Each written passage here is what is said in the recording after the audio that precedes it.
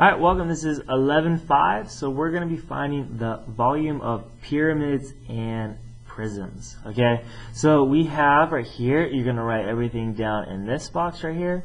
And again, we're talking about volume right here. So volume is big B, which is the area of the base, times the height. The only difference that we have right here with a pyramid is that we are going to be timesing this by 1/3.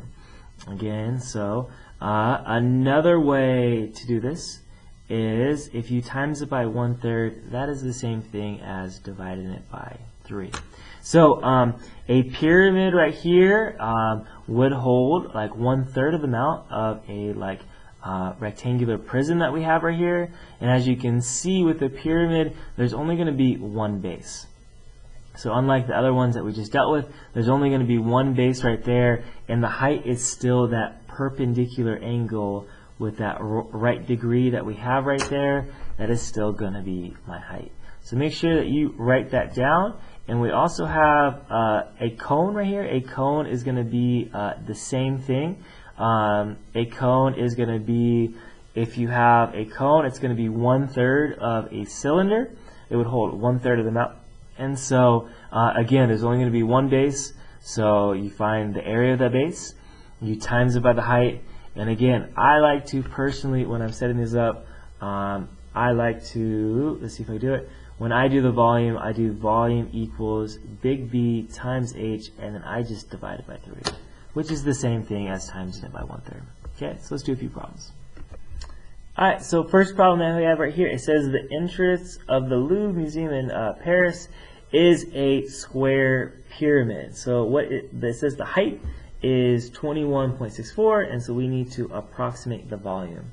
So again, we know, it might be helpful, the height. So the height is going to be this right here. If we draw this, so make sure that you have this picture, and this is going to be 21.64, if you can see that. Okay, so we know over here that for a pyramid, we get volume equals the big B times H, and again, the only difference is we are going to divide this by 3, or times it by 1/3. Okay, and so let's find out what big B is first. It told me that the bottom base was a square, which means that each side is going to be 35.4. So to find for big B, it's going to be length times width, or base times height, or side times side, which is going to be 35.4 times 35.4. So we're going to get, we multiply that out, 35.4 times itself is going to give me 1,000, volume equals 1,253.16. So that is what big B is right there. And so this equals 1,253.16. And so we need to multiply this by the height, which it told me the height was 21.64. And then once I multiply that out, I'm just going to divide it by 3. So I'm just going to take that number in my calculator, times it by 21.64, and once I get that, I'm just going to divide it by 3. And it says what's approximation, so volume is approximately 9,039, let's round it to the 100.46, and we are talking in meters. It's going to be meters, and anytime we're talking about volume, it's going to be cubed. Okay, so again, the only difference is with a pyramid, divide by 3. Okay, next problem. Alright, so on this problem, it says what is the volume in cubic feet of a square pyramid with the base edges 40 and the slant height 40. So again, we have right here, volume is going to equal big B times H divided by 3.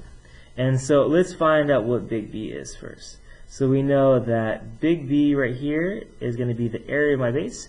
It is a square, which means that each side is the same, which means I'm going to do 40 times 40, and that is going to give me 1,600. So I get 1,600. That is my base, big B. Okay, and so my next one, it says what is the slant height? Okay, so if I see, this is my slant height right there, but that's not my actual height of this pyramid. Remember, my height of the pyramid is always this right angle that we have right here. So think, well, well, what did I just create? I have a going down. I know this. Well, what if I just connected it like that? Did we just create a right triangle? Yeah, we just did. So we have a right triangle right here, and we were told that this slant height is 25. We are trying to figure out what this height is going perpendicular, and what would this be right here? Well, if this full thing is 40, and we start here in the middle and we go halfway out, this side right here is going to be 20. Okay, so now we have a right triangle. We have 2 or 3 sides. Anytime that happens, we are always going to use Pythagorean theorem. Okay, and so remember, 25 is my c. It's across from the right angle. So I'm going to get x squared plus 20 equals 25, and these are all squared. So I get x squared plus 400 equals 625. And then I'm going to subtract 400 to both sides. And so I get x squared equals 225. And then, of course, I have to square both sides. And I'm going to get x equals 15. Let's finish off right there. 15. So we have 15 right here. So my big B is 1,600. There's my height. All I have to do is do 1,600 times 15. And then again, because this is a pyramid, you're going to divide it by 3. And so that means that my volume right here is going to be 8,000. And again, anytime we are dealing with volume, we always have the units, and it's going to be cubed. Okay? Alright, got it. Alright, and so last problem. It says find the volume of this oblique cone at the right. We need to give our answer in pi and rounded off here. So again, for a cone, it's the same thing as a pyramid. It's big B times h, and then we're just going to take it and divide it by 3. So we need to find out what big B is, the area of that base. It's a circle, so to find the area of circle, we have pi r squared. And again, well, if 30 is my diameter, my radius right there is going to be half of it. So it's going to be 15 squared times pi, and that is going to give me 225, right?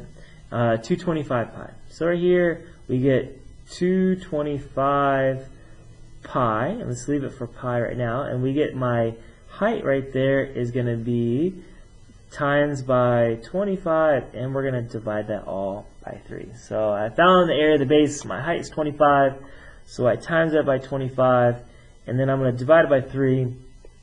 And so when we divide this all out, we're going to get 1,875. And remember, we have pi right there and feet cubed.